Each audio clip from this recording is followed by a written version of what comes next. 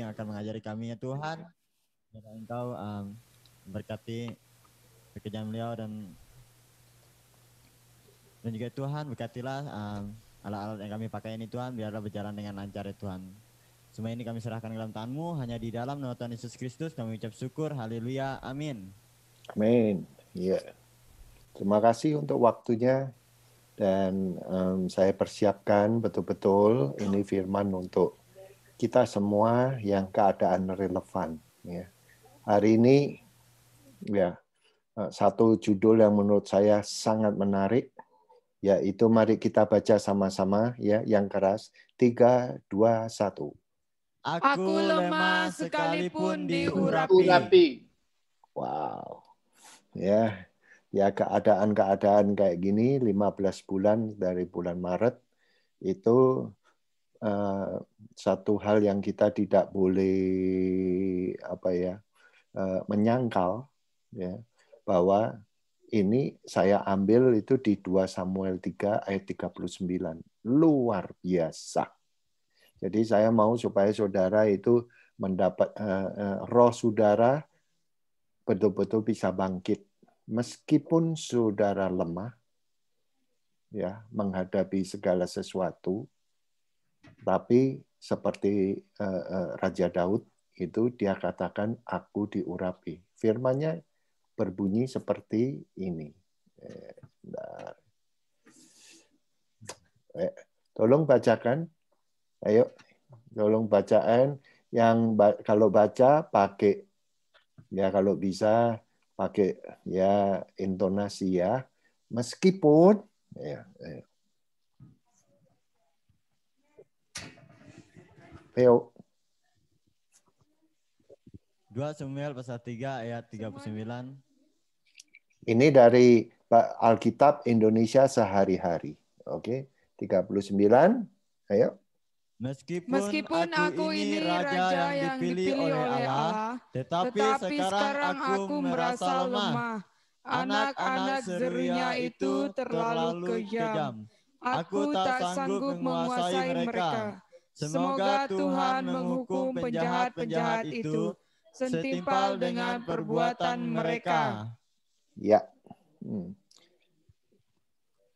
Saya bawa dalam doa, dalam keadaan-keadaan seperti ini, saudara anak-anak Tuhan, kita baca itu dari Alkitab ya, jadi tidak idea saya, bukan ide saya, tapi Raja Daud ini mengalami satu kelemahan, meskipun dia itu sudah dipilih oleh Allah.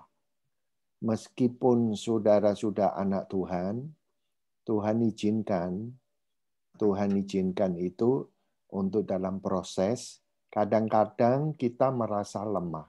Benar atau tidak? Benar. Ya. Tapi saudara, saya mengucap syukur kalau saudara merasa lemah, itu bukan lemah karena saudara ya orang biasa, lemah karena saudara tidak percaya Tuhan. Beda ini, Pak. Aku lemah karena sudah dipilih sama Allah. Jadi ada titik-titik poin untuk saudara bisa bangkit. Satu firman lagi ya. Satu firman. Mari baca lagi. Satu orang aja. Ayo. 2 Samuel 3 ayat 39. Dan pada hari itulah aku diurapi menjadi raja. Anak-anak Zerunya menyebabkan banyak kesulitan bagiku. Kiranya Tuhan sajalah yang memberi hukuman yang setimpal atas perbuatannya. Ya, jadi Raja Daud ini mengalami satu kelemahan. Jadi belum sampai keputusasaan. Jadi dari kita ini kadangkala ada proses mengalami satu kelemahan. Tapi belum sampai saudara, saya lihat ya, saudara masih tetap bisa online, saudara masih tetap bisa kepingin belajar. Nah, itu adalah satu proses pelajaran. Nah, penyebab menjadi lemah itu karena, katakan sama-sama, 1, 2, 3. Situasi atau keadaan. Ya, situasi atau keadaan. Kenapa begitu? Ya. Nah, ini saya mau cerita. Jadi Israel itu dulu itu terbagi dua. Yang atas itu dikuasai Saul, Raja Saul. Yang di bawah dikuasai oleh Raja Daud. Dan selama itu mereka tetap berperang. Mereka itu tidak suka. Mereka itu saling bermusuhan. Kenapa mereka bermusuhan? Karena mereka itu jealous, iri hati. Jadi pada waktu Daud itu berperang, banyak mengalahkan Filistin, dan itu banyak orang yang musuh-musuh dikalahkan. Terus orang-orang itu bersorak kayak saudara itu pengikutnya yang like di Instagram banyak. Tapi yang kalau dikatakan Raja Saul, ya ada yang suka, tapi tidak sebanyak itu. Membuat itu iri. Seumur hidup loh, Pak. Padahal itu sebetulnya hal-hal itu bisa diatasi. Ya, kalau saudara tadi saya katakan lemah karena apa, saudaraku? Nah, karena situasi. Ini pertama ya. Jadi terus gini, apa itu King Raja Saul itu punya jenderal namanya Abner. Siapa jenderalnya Raja Saul? Ayo sama-sama supaya mengikuti. Siapa? Abner. Ya. Abner. Abner, ya. Abner. Nih. Ya, lihat. Tolong. Ya, kalau Raja Daud mempunyai jenderalnya Yoab. Nah, lihat saya. Karena mereka ini terus bermusuhan, pada waktu mereka perang, Abner itu membunuh saudaranya Yoab. Nah, pada waktu Saul mati ya. Saul kan sama Jonathan yang meninggal. Terus anaknya Isoboset daripada Raja Saul itu menegur Abner. Nih, dengarkan. Abner, kenapa kamu tidur sama gundik ayahku? Wow. Tersinggung, Pak. Terus dikatakan, saya mau supaya saudara baca. Karena ini bukan teori loh. Ini kehidupan. Saudara pernah tersinggung? Sering tersinggung? Sering. Ya. Nah, Sering. nah, saudara dengerin. Saudara baca. Kalau saudara mau menang terhadap jiwani, mental saudara, itu nggak bisa, dengar ya saya, nggak bisa Tuhan loh. Tuhan itu cuma membuat hati kamu lahir baru. Tetapi untuk kamu berpikir yang baru, nih dengarkan, ubahlah pikiranmu melalui firman. Kalau kamu nggak baca firman, tidak akan berubah. Nah, ini hati ini janganlah iri. Nah, supaya kamu betul-betul membaca firman. Nah, baca dari 2 Samuel 3 ini, nanti kamu bisa lebih jelas. Jadi terus setelah ditegur, Abner, karena papinya akan meninggal. Kenapa kamu tiduri, hampiri istri-istri daripada di dalam Alkitab ya, concubine itu gundik ayahku. Terus Abner berbicara gini, anjingkah aku? Wow. Ya, ngomongnya ini bukan saya loh, Pak. Kamu lihat. Dia Abner bilang, anjingkah kamu anggap anjingkah aku? Dia bilang, selama aku hidup, hidupku untuk keluargamu, untuk ayahmu. sekarang kamu berkata kepada aku seperti ini, menuduh. Wah. Oleh karena kamu menuduh aku, nih dengarkan ya. Ya ini supaya cepat aja. Aku akan kontak sama Raja Daud. Dan aku akan kumpulkan semua pasukan dan para kepala-kepala pasukan untuk membantu Daud. Wah, padahal Israel kan terbagi dua. Nih, lihat saya. Kenapa begitu? Daud ini didoakan, ditumpangi tangan sama Samuel. Kamu akan menjadi raja. Tapi kenyataannya belum jadi raja seluruhnya. Kalian kan sudah ditumpangi tangan, didoain. Kamu akan menjadi hambanya. Benar apa enggak? Benar. Ya. Nah, ada proses loh menghadapi ini kalau kamu lemah. Nah, terus Yoab kontak Raja Daud. Aku akan dia katakan gini, negeri ini milik siapa ya? Wah, luar biasa. Itu Abner itu. Kalau kamu berkeinginan untuk memerintah, aku akan bantu. Kalau engkau mau bersedia. Wah. And then Daud berkata begini. Dengan senang hati, aku membuka. Nah, lihat, dengarkan ya, saudara. Daud tidak bodoh. Kalau kamu mau datang sini, bawalah anak putri daripada Raja Saul, yaitu Mikal. Nah, supaya tidak dikhianati, toh. And then dia kontak sama Isiboset, yaitu saudaranya. Isiboset, masih ingat nggak waktu aku membunuh 100 orang-orang Filistin dan aku memberikan sunatnya 100 itu kulit. Aku saat ini minta upahku, yaitu saudaramu Mikal, anaknya Raja Saul, untuk diberikan kepada aku, si Mikal, kalau saudara lihat. Saudara masih bersama saya atau tidak ini? Masih dengerin saya apa tidak? Ya, Masih. masih. Ya, Dengar, Pak. dengarkan. And then dia datang, si Abner, terus berjanji. Dia berjanji, and then terus, oke, aku akan bantu, terus pulang.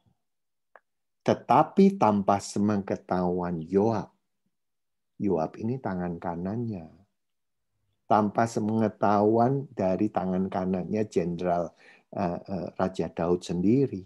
Terus orang-orang yang ngomong, kamu tahu nggak Yoab, si Abner itu datang loh. Ya, saudara, kalau saudara baca, itu banyak gosip lah. Ya. And then Abner, nggak tahu toh persoalan apa. Kalau mereka itu sudah berjanji mau menguatkan. Si Daud pun tidak ngomong sama Yoab. Ya, kalau sekarang ini saudara, Yoab bisa tersinggung tuh. Saudara, kalau tingkah lakunya Daud seperti itu.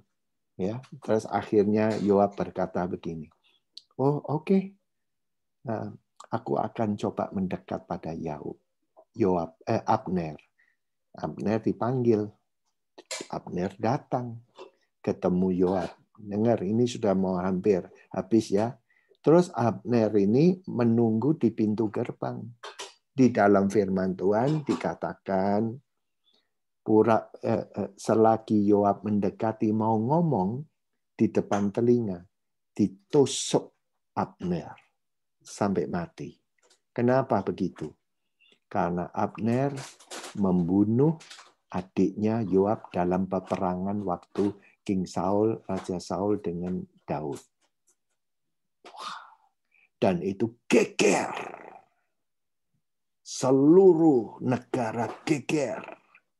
Dan Daud berkata, aku tidak menanggung sama sekali darahnya, bukan karena kesalahanku. Dan pada waktu dikubur, Daud menangis. Lihat saya. Dan dia membuat puisi. Pantaskah orang perkasa Abner mati seperti orang jahat? Hari ini aku lemah. Tetapi aku diurapi Allah. Kenapa? Karena pada waktu Abner datang, itu sepertinya dengan, wah ini kesempatan. Aku akan menjadi raja seluruh Israel. Wow, dia sudah berharap, wah ini waktu yang aku tunggu-tunggu dari Tuhan. Dulu kan cuma didoain. Nah, dengarkan saudaraku. Makanya orang bisa lemah karena situasi. Pengharapannya tidak sesuai dengan rencananya dia. Nah, ini kayak gini-gini, saudara, dalam pelayanan terjadi. Ini proses. Meskipun sudah diurapi, tapi hari ini apa yang aku harapkan itu meleset semuanya. Lah Abnernya mati. Kalau gitu gimana aku bisa jadi raja? Buntu. Nggak ada jalan sepertinya. Nah, saya mau ngomong dalam pandemik ini, apa yang kamu harapkan? Sering kali ya meleset. Ya. Keadaan-keadaan ini kan tiap orang punya keadaan sendiri-sendiri. Puji Tuhan, kamu punya pengharapan. Puji Tuhan, kalau kalian di Bison yang pelayanan lemah, tetapi kamu adalah anak Tuhan. Yang percaya bisa katakan amin. Amin. Puji Tuhan, kalau kamu lemah ya, jatuh. Tapi kamu masih tinggal jadi murid Tuhan. Karena itu proses. Sangat celaka kalau kamu jatuh, tapi kamu bukan anak Tuhan. Bisa apa? Bisa hancur, Pak. Bisa tahu-tahu kepingin bunuh diri kamu. Ini kenyataan. Makanya saya suka firman perjanjian lama itu ada kehidupannya. Nah, saya mau supaya saudara ini ngerti. Jadi kalau saudara ada mengalami apa itu kehidupan kamu, coba halangan-halangan ya. Ya, halangan-halangan itu ingat itu bisa menunda ya, menurut saya. Menunda pengharapan-pengharapan yang meleset. Bawalah selalu di dalam doa. Karena apa? Tuhan mendengar firman-Nya ya. Tuhan mendengar anak-anaknya yang berdoa. Makanya saya katakan pada saudara, firman doa itu sudah dasar.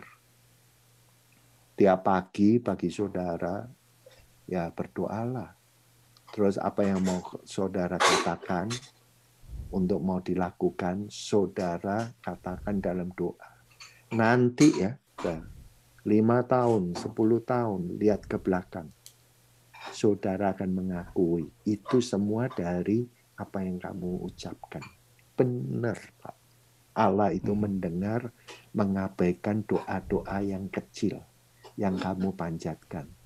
Dia tidak mengabaikan. Yang percaya bisa katakan Amin, amin. amin. Amin.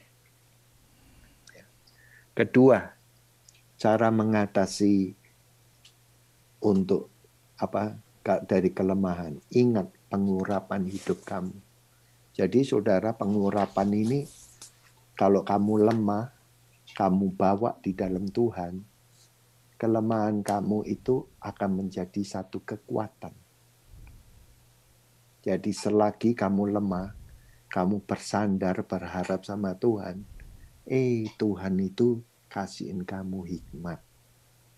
Betul, kalau kamu betul-betul lapar atau haus dalam hidupmu, natural ataupun spiritual, nih dengarkan ya. Kalau natural, ya anggaplah kamu untuk hidup sederhana, essential. Saya banyak kali selagi saya dalam keadaan waktu muda seperti saudara dan keadaan pandemik, ya mulai dengan hidup dengan berpuasa. Benar, makan seadanya. Tidak berlebihan sampai hari ini. Mau gimana?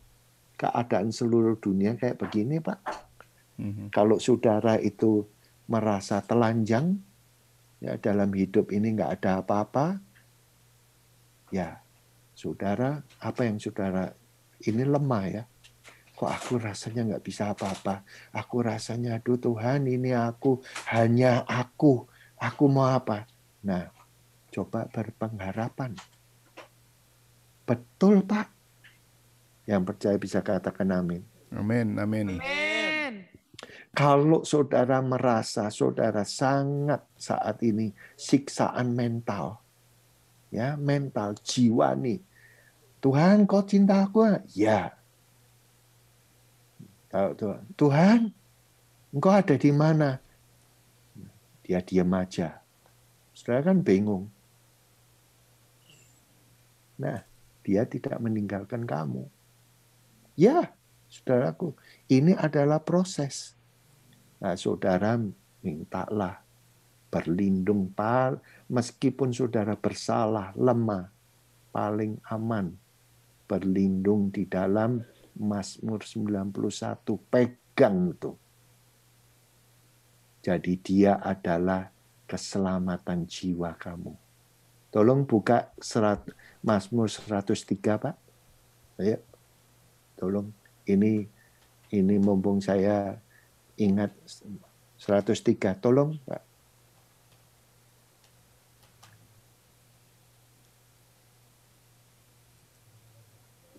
Ayat berapa, Pak? Yang mulai ayat 1. Mazmur 103 ayat yang pertama. Terus. Pujilah Tuhan, hai jiwaku. Pujilah namanya yang kudus, hai segenap batinku. Pujilah Tuhan, hai jiwaku, dan janganlah lupakan segala kebaikannya. Dia yang mengampuni segala kesalahanmu, yang menyembuhkan segala penyakitmu. Nah, dengarkan. Kalau itu Raja Daud ya. Pada waktu nulis, itu bukan rohnya loh, jiwa. Pujilah jiwaku pada Tuhan. Jadi dia perintahkan, bless all my soul. Bless. Dia perintahkan. Kenapa? Ya, saudara tahu ini. Hidupnya Daud itu penuh dengan tantangan. Tapi rohnya, jiwanya dipertahankan. And then, kalau nggak salah itu ayat 3, there is a benefit. Ada benefit. Ikut Tuhan ini bukan soal cuma kamu nyanyi haleluya 12 kali, 15 kali. Enggak. Ada kebaikannya yang kamu bisa kecap untuk masa hidup kamu. Yang percaya bisa katakan. Cuma bedanya itu kamu harus setapak demi setapak. Harus mengalami. Nah ini adalah, dengarkan, ini yang disediakan pada Tuhan, pada kamu. Kalau kamu lemah, seperti yang tadi, Saya katakan lapar, haus, rasanya itu telanjang, nggak bisa apa-apa. Terus ngalami ya hidup yang ruwet, mengalami hidup yang sepertinya terkutuk. Apa? Kalau kamu nggak dikutuk, kamu diberkati, dirubah. Jadi kamu harus datang. Makanya itu adalah tulisannya siapa? Rasul Paulus. Rasul Paulus. Pada waktu aku lapar, pada waktu aku haus, pada waktu aku telanjang, pada waktu aku disiksa, pada waktu aku merasa tidak punya siapa-siapa. Ini dia. Kenapa dia alami? Dikatakan pada waktu aku lemah, supaya kamu kuat. Nih, Bapak, saya ngalami ini banyak. Supaya apa? Kalau saudara-saudari di Bisom yang sudah melayani, ngalami siksaan dari situasi, ingat satu, Tuhan nggak biarkan. Kenapa? Karena kamu diurapi. Kamu nggak ditinggal. Ada pengurapan. Urapan itu membantu kamu untuk apa? Segala kesesakan itu, urapan dari dalam itu. Aku akan minta sama Bapak untuk mengirim penolong. Supaya apa? Urapan itu membantu kamu. Yang percaya bisa katakan amin. Amin. Ya, tolong Yesaya 10 ayat 27. Ayo cepat.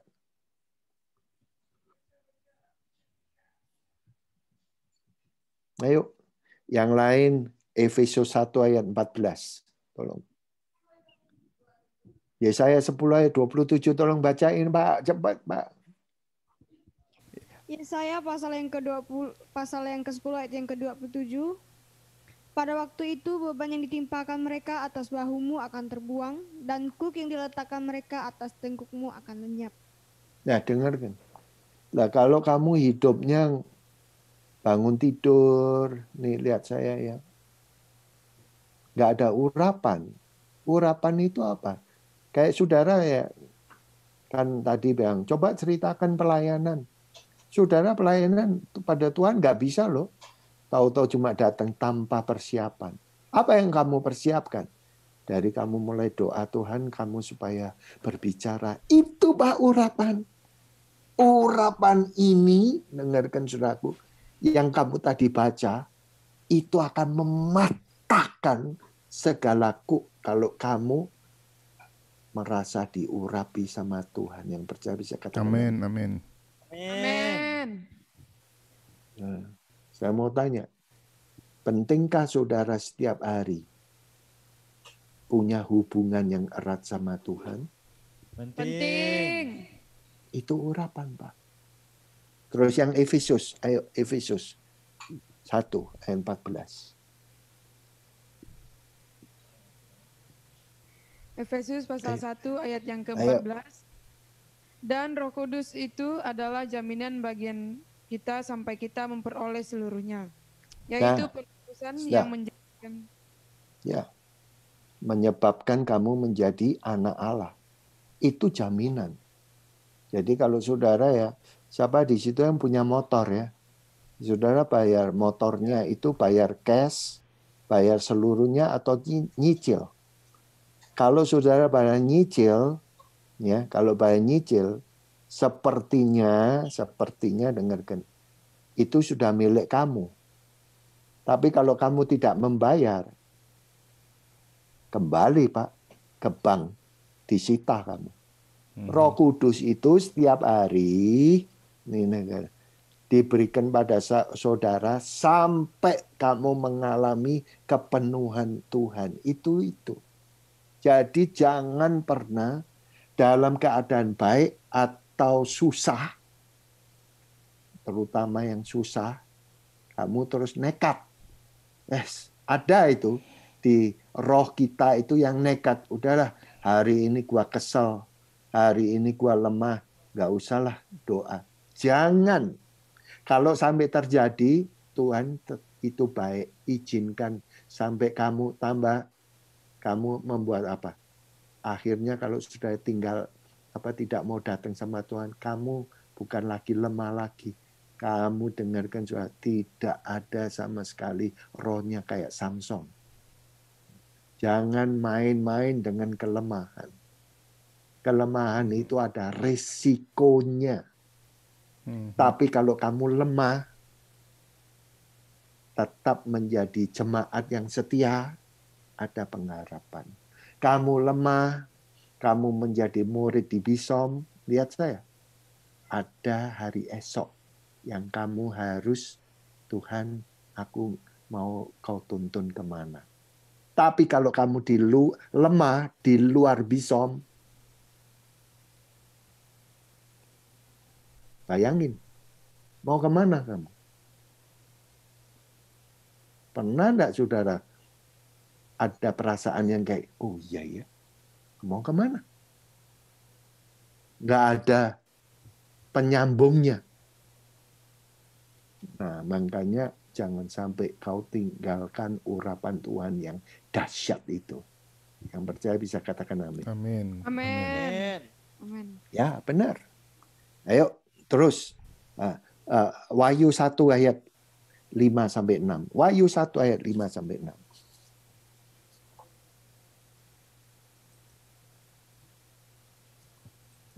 Wahyu 1 ayat 5-6. Ya. Yesus Kristus saksi yang setia, yang pertama bangkit dari antara orang mati dan yang berkuasa atas raja-raja di bumi ini. Bagi Dia yang mengasihi kita dan yang telah melepaskan kita dari dosa kita oleh darah-Nya, dan yang telah membuat kita menjadi suatu kerajaan, menjadi imam-imam bagi Allah Bapanya. Bagi Dialah kemuliaan dan kuasa sampai selama-lamanya. Amin. Ini loh, yang tadi, meskipun dia raja, aku diurap, Daud katakan hari ini Adik-adik aku lemah. konsentrasi. Jangan ada yang bergurau. Tolong, ini saat yang penting sekali, cuma 1 jam saja. Jangan ada yang bergurau. Saya minta sekali lagi dengan hormat ya. Ya, hari ini dia katakan, Daud, aku lemah, tapi engkau urapi aku seorang raja. Wow. Nah, ini tadi saya katakan, saudara, setelah terima Tuhan Yesus yang menjadikan saudara menjadi hambanya, imam rajani, itu pengurapan Allah sendiri loh, Pak. Nah, makanya sekarang ikut Tuhan itu menjadi pribadi. Engkau Allah yang menyelamatkan pribadiku. A personal savior.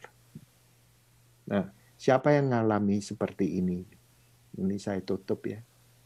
Yesus juga dong.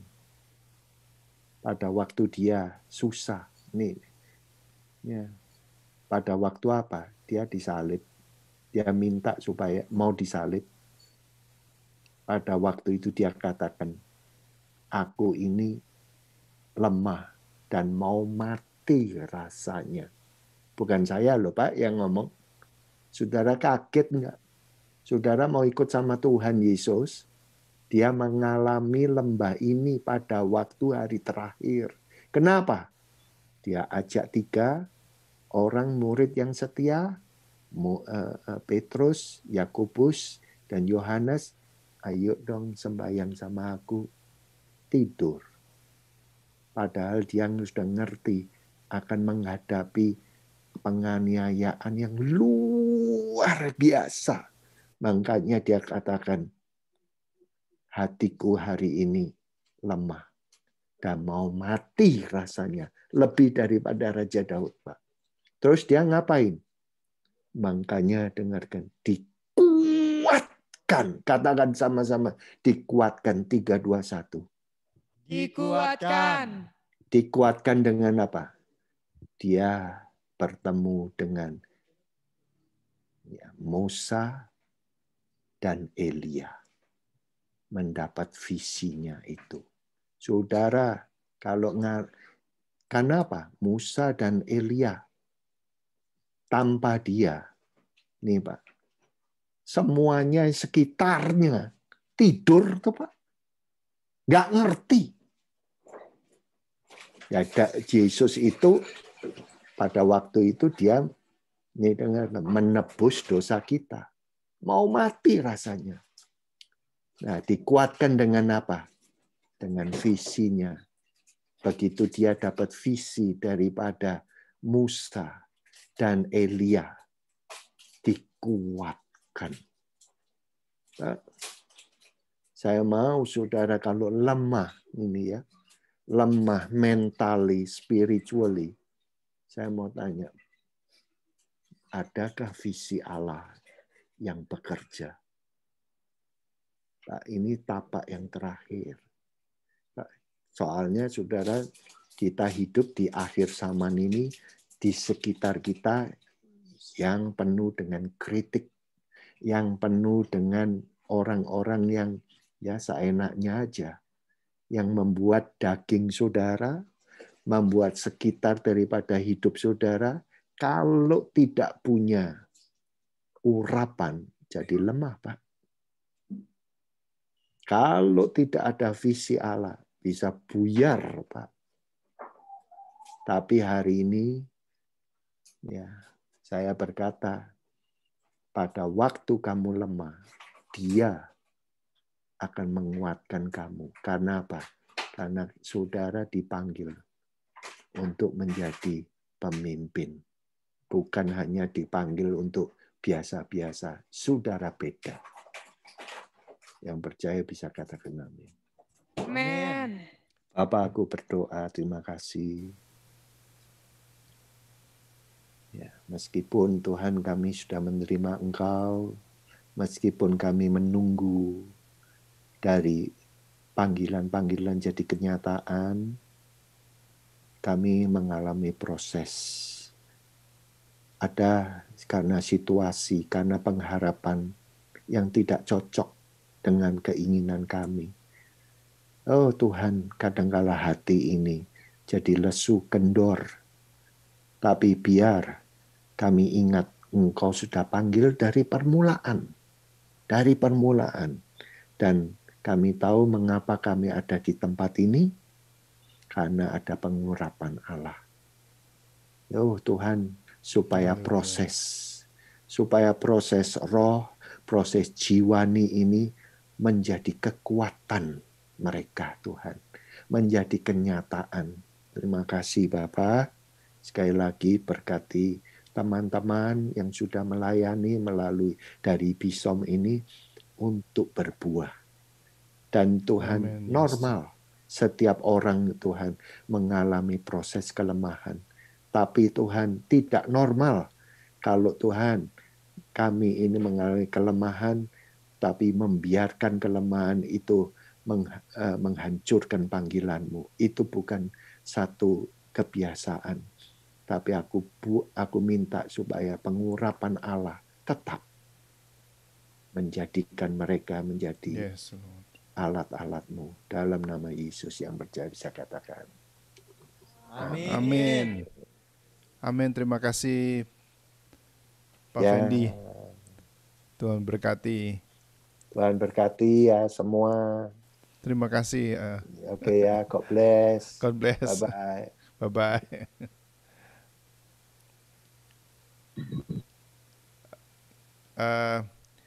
Adik-adik saya tuh kepingin bicara ya kepada adik-adik ya. Khususnya yang ada di Singkawang. Tadi dalam pelajaran itu saya lihat siapa tadi, Daniel sama Joshua ya. Kok bergurau gitu loh, kok enggak menghargai gitu loh. Padahal ini kan sudah pelajaran ini kan sudah sudah di ini saya berhenti